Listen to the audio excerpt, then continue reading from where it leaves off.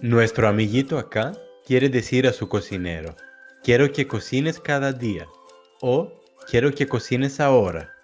Como en español, que no podemos decir quiero cocinas, en griego tampoco podemos decir θέλω μαγειρεύεις. En vez de eso, en ambos idiomas usamos el llamado subjuntivo, que en griego lo llamamos υποτακτική. A pesar de eso, existe una pequeña diferencia entre los dos idiomas. En español, podemos usar la misma construcción, quiero que cocines, y no nos importa si queremos que alguien cocine cada día, o sea, si queremos que sea una costumbre, o si queremos que alguien cocine ahora, o sea, no como costumbre. En griego, al contrario, cuando queremos que una acción sea repetitiva, usamos el subjuntivo continuo, y cuando queremos que pase una vez, usamos el subjuntivo simple. Para formar el subjuntivo continuo, no tenemos que realizar absolutamente ningún cambio en el verbo, así que μαγειρεύεις en subjuntivo continuo seguiría siendo μαγειρεύεις. Normalmente, lo que diferencia el presente del subjuntivo continuo es el uso de la palabra na, que nos ayuda a formar el subjuntivo continuo en griego, tal y como lo hace la palabra que en español. Así que, para decir quiero que cocines cada día, diríamos θέλω να μαγειρεύεις κάθε μέρα. Quiero que cocine cada día sería θέλω να μαγειρεύει κάθε μέρα. Quiero que cocinemos cada día sería θέλω να μαγειρεύουμε κάθε μέρα. Quiero que cocinéis cada día o quiero que cocinen ustedes cada día sería θέλω να μαγειρεύετε κάθε μέρα.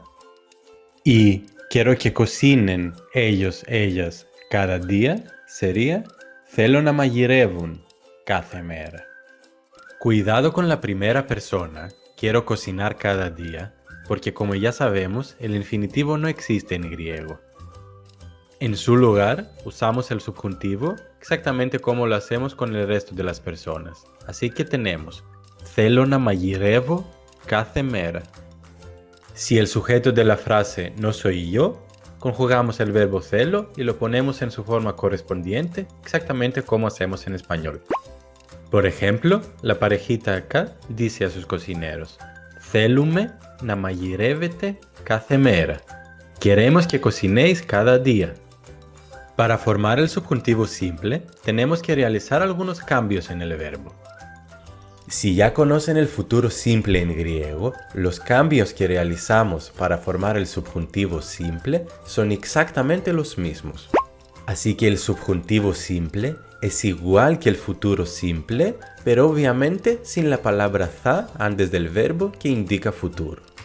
Ahora, si no conocen el futuro simple, pero conocen el pasado simple, también los cambios que realizamos son exactamente iguales.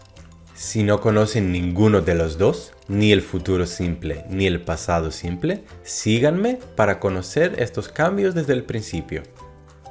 ¿Qué tipo de cambios vamos a realizar? Depende de si el verbo termina en omega sin tilde o en omega con tilde. Los verbos que terminan en ao se comportan exactamente como los verbos que terminan en omega con tilde. Para formar el subjuntivo simple de un verbo que termina en omega sin tilde, nos tenemos que fijar en el sonido que se encuentra justo antes de la terminación. Si este sonido es sonido de vocal, sonido de ni, zita o zita, lo vamos a convertir en sigma. Si es uno de estos sonidos, lo vamos a convertir en xi. Y finalmente, si es uno de estos sonidos, lo vamos a convertir en psi. A primera vista, parece difícil memorizar todas estas letras, pero si las miramos un poco más detalladamente, nos daremos cuenta que existen ciertos patrones. Por ejemplo, todos los sonidos que se convierten en psi son sonidos labiales, o sea que producimos con los labios.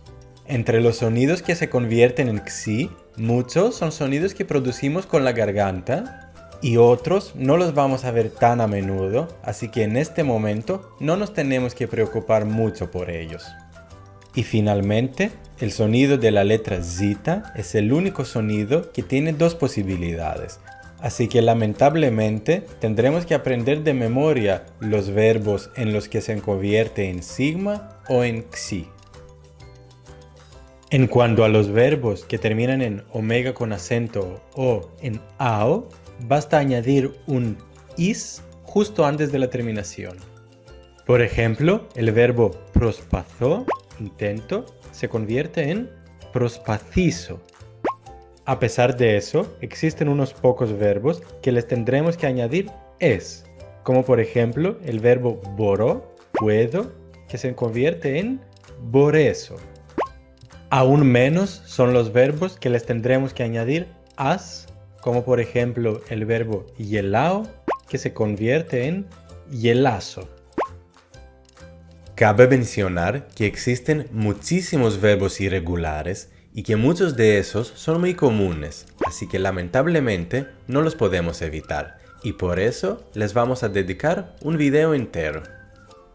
Para nuestro alivio, en el subjuntivo simple usaremos las mismas terminaciones que usamos con el verbo μαγειρεύω en el subjuntivo continuo. Así que para decir quiero cocinar ahora, diríamos θέλω να μαγειρέψω τώρα. Como pueden ver, el sonido ev de μαγειρεύω se convirtió en psi. Para decir quiero que cocines ahora, diríamos θέλω να μαγειρέψεις τώρα. Quiero que cocine ahora sería θέλω να μαγειρέψει τώρα.